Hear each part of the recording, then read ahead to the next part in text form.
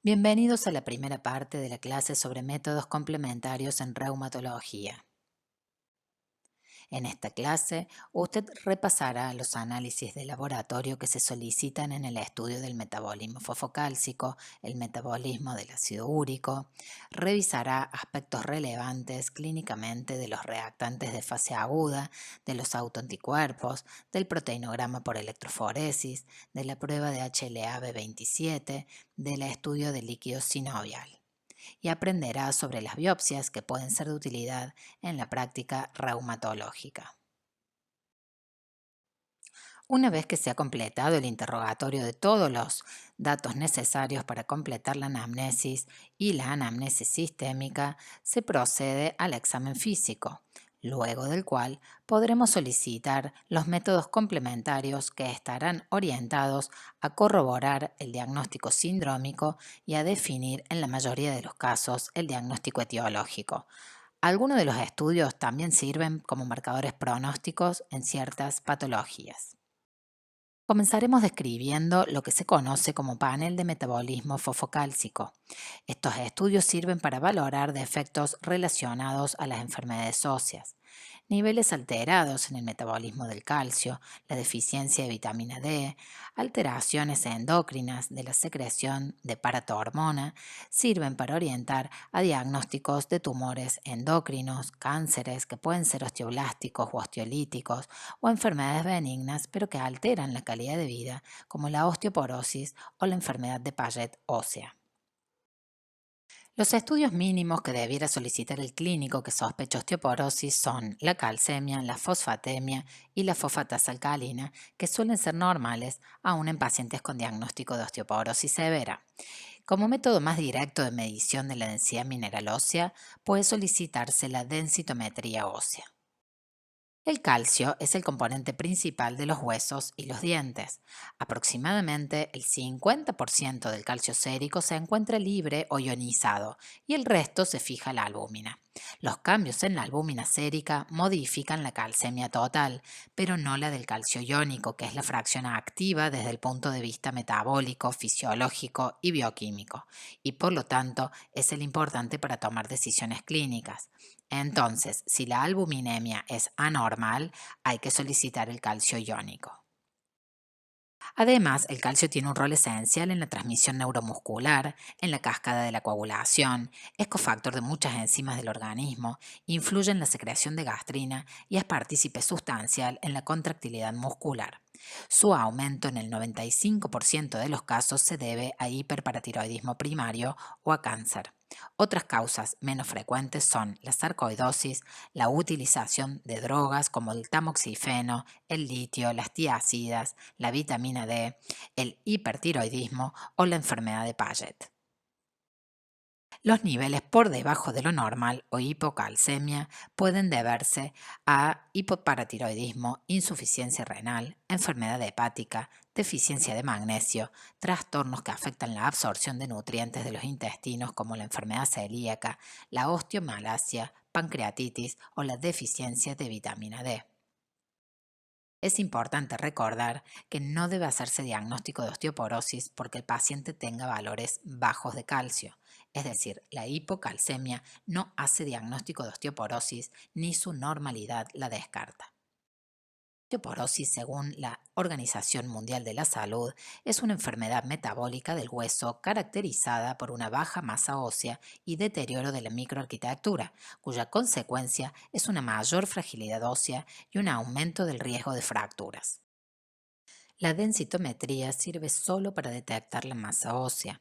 Los informes suelen contener una imagen de la sección estudiada, que son las áreas validadas internacionalmente: las caderas, las vértebras de la columna lumbar o la zona distal del radio. Además, pueden contener un gráfico en color donde se puede apreciar rápidamente la curva de normalidad con sus desviaciones estándar. En la parte inferior del informe se describen los números que se utilizan para construir ese gráfico. Se considera osteoporosis cuando existen 2,5 desviaciones estándar por debajo de lo que tuvo esa paciente en su juventud. Es lo que se conoce como T-score. En general, el riesgo de fractura se duplica por cada desvío estándar de descenso de la densidad mineral ósea. La fractura es de naturaleza multifactorial y la medición de un solo factor, como por ejemplo el T-score para su predicción, captura solo un aspecto de la probabilidad de su ocurrencia.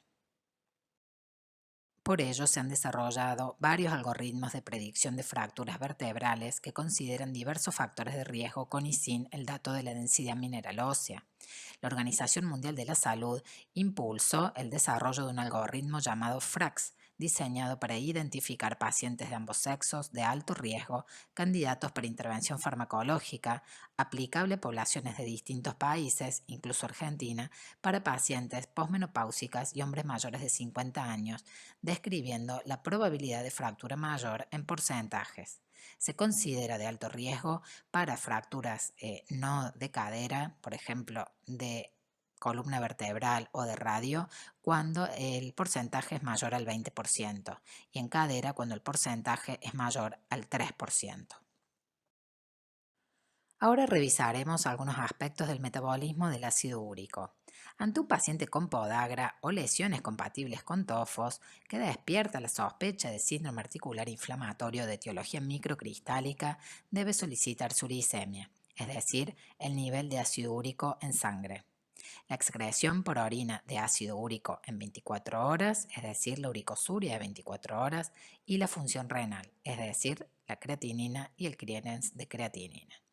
La hiperuricemia es el factor de riesgo más importante para el desarrollo de gota. La uricemia refleja el equilibrio entre la ingesta, la síntesis y la excreción.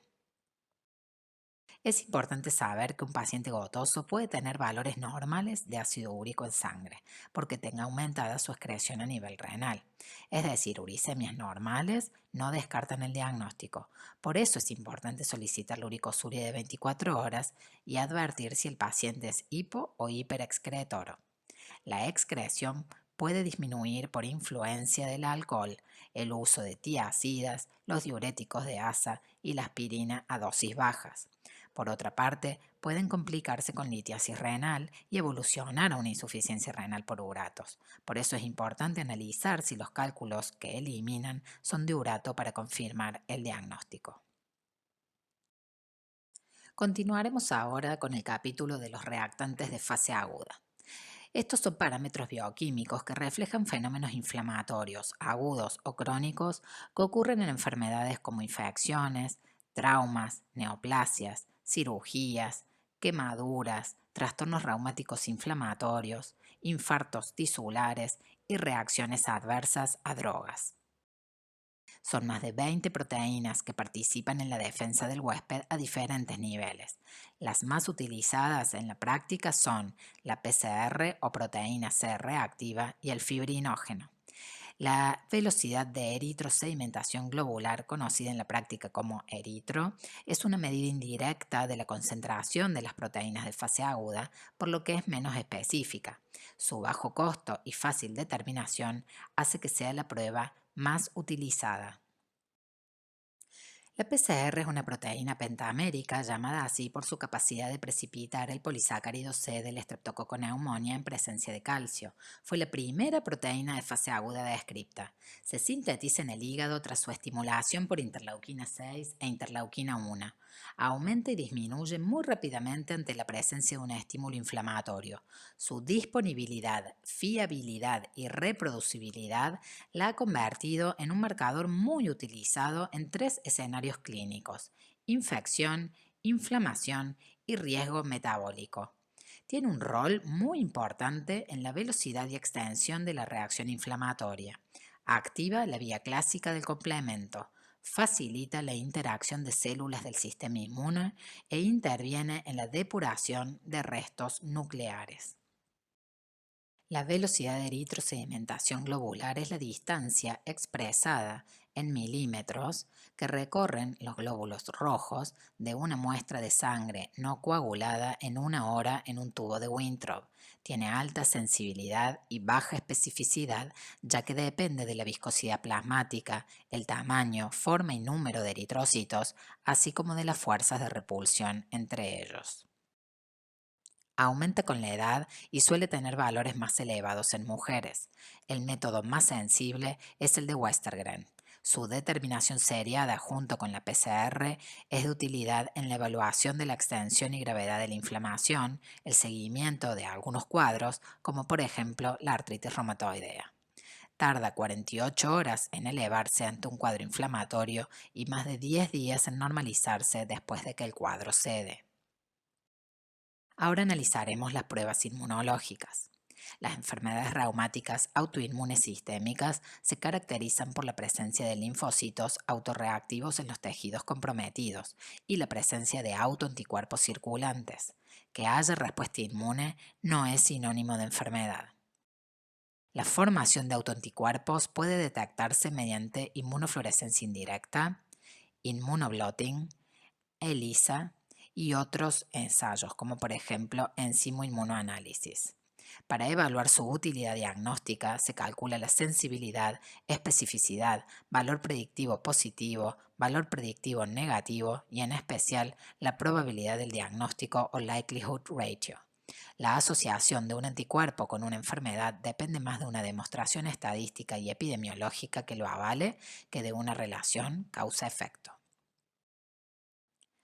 Por citar un tipo de anticuerpos frecuentemente utilizados, mencionaremos los anticuerpos antinucleares o ANA. Son anticuerpos dirigidos contra autoantígenos localizados en los núcleos celulares, nucleolos y membrana celular. Ya desde hace varios años, por extensión, se incorporaron los antígenos del citoplasma y del aparato mitótico. Pueden clasificarse de acuerdo con la estructura reconocida como se ve en esta lista. La mayoría de los ANA y de los anticuerpos anticitoplasmáticos se detectan conjuntamente mediante inmunofluorescencia sobre células epiteliales humanas de carcinoma laringio conocidas como células HEP2. Los falsos negativos son muy poco frecuentes. Como en el 30% de los individuos sanos pueden aparecer ANA a títulos bajos y el porcentaje aumenta con la edad, solo deben solicitarse ante la presencia de síntomas de enfermedad autoinmune sistémica. Además de informar su presencia, el bioquímico informa el título y el patrón. Por patrón nos referimos a la disposición de la fluorescencia en las estructuras celulares. Aquí vemos cómo se tiñe todo el núcleo de verde o de manera homogénea, y por eso se informará como patrón homogéneo. Es muy frecuente en lupus eritematoso sistémico. Aquí vemos mayor predominancia de fluorescencia en la periferia del núcleo. Esto se conoce como patrón periférico. Este tipo de patrón se suele asociar a nefritis lúpica o hepatitis crónica activa. Por eso solo tiene sentido solicitarlo ante una alta sospecha clínica. Otro anticuerpo es el factor reumatoideo. Es muy solicitado en pacientes con síndrome articular inflamatorio en el que se sospecha artritis reumatoidea o síndrome de Sjögren. Es generalmente una inmunoglobulina M dirigida contra la fracción cristalizable de una inmunoglobulina G. Suelen ser de clase IgM y se detectan por nefelometría, ELISA o test de látex. Es positivo en la población general en más de un 5% y este porcentaje aumenta con la edad y en parientes de primer grado de pacientes con artritis reumatoidea. Su presencia se asocia con una enfermedad articular erosiva grave y un mayor riesgo de manifestaciones extraarticulares. Las condiciones que más frecuentemente se han descrito asociadas a positividad del factor reumatoideo son, dentro de las enfermedades reumatológicas, la artritis reumatoidea, el síndrome de Sjögren, el lupus y la crioglobulinemia. En enfermedades pulmonares, la fibrosis intersticial y la silicosis. En cuanto a infecciones, la hepatitis C, infecciones virales agudas, endocarditis o tuberculosis. Y otras como la sarcoidosis, las neoplasias y en la edad a mayores de 70 años, un 10 a un 25% pueden tenerlo positivo. En cuanto a los anticuerpos antiproteínas citrulinadas, son inmunoglobulinas contra proteínas estructurales como la filagrina, la queratina, las histonas, que tienen residuos de arginina que son convertidos enzimáticamente en citrulina y que exponen filamentos reconocidos erróneamente como antígenos. Son de mucho valor en los pacientes que tienen diagnóstico de sospecha de artritis reumatoidea, pero que son factor reumatoideo negativos. Tienen una sensibilidad del 65% y una especificidad del 95% y son predictivos de enfermedad erosiva grave en artritis reumatoidea con progresión radiológica y con resultados funcionales pobres. Así como los anticuerpos anti-CCP o anticitrulina o antiproteína citrulinada sirven concretamente para orientar el diagnóstico de artritis reumatoidea, algunos otros anticuerpos también sirven para otras colagenopatías. Por ejemplo, para establecer diagnóstico los anti-Smith o anti-SM en lupus eritematoso sistémico. Los anti-Ro y los anti-La constituyen parte de los criterios de clasificación de síndrome de Sjögren, los anti-RNP para enfermedad mixta del tejido conectivo y los ANCAS para algunas vasculitis.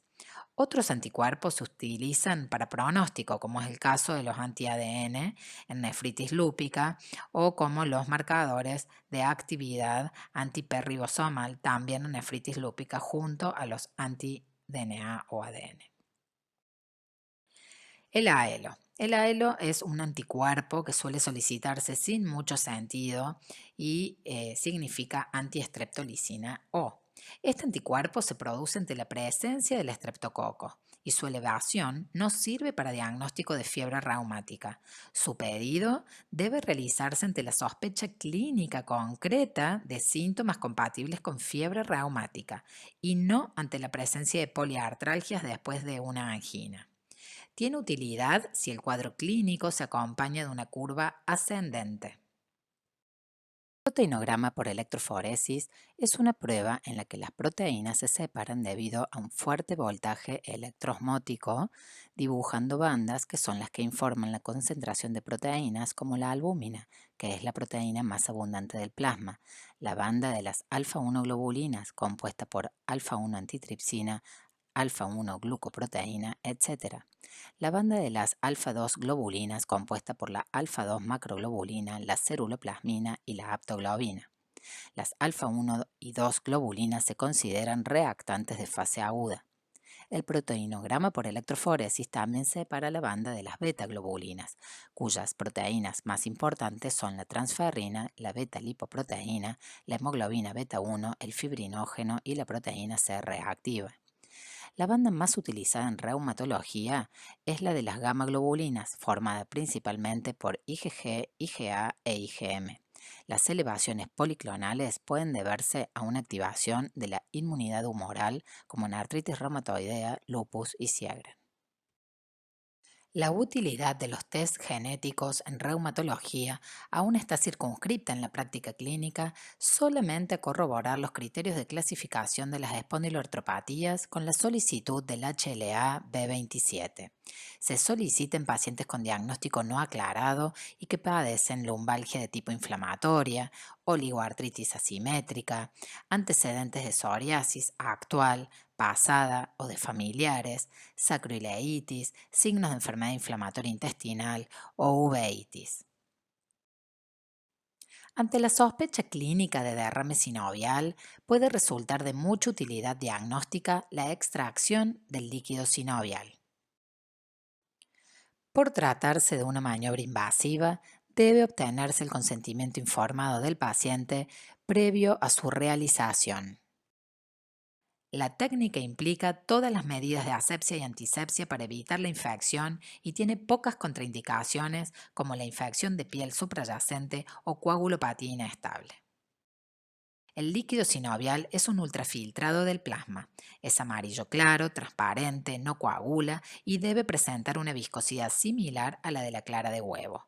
Es recomendable analizarlo la primera vez que un paciente desarrolla derrame sinovial sin causa clara. El análisis del líquido sinovial comienza ni bien se aspira y aparece la muestra. Se deben observar el color, la apariencia y la viscosidad. En este caso, el líquido sinovial no tiene viscosidad y cae gota a gota, lo que indica la degradación del ácido hialurónico por enzimas lisosómicas. Esto se puede ver en el síndrome articular inflamatorio de cualquier etiología.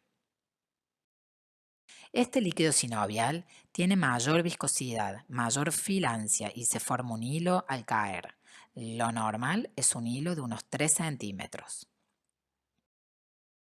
El líquido sinovial no inflamatorio es incoloro o amarillo pálido como el de la imagen.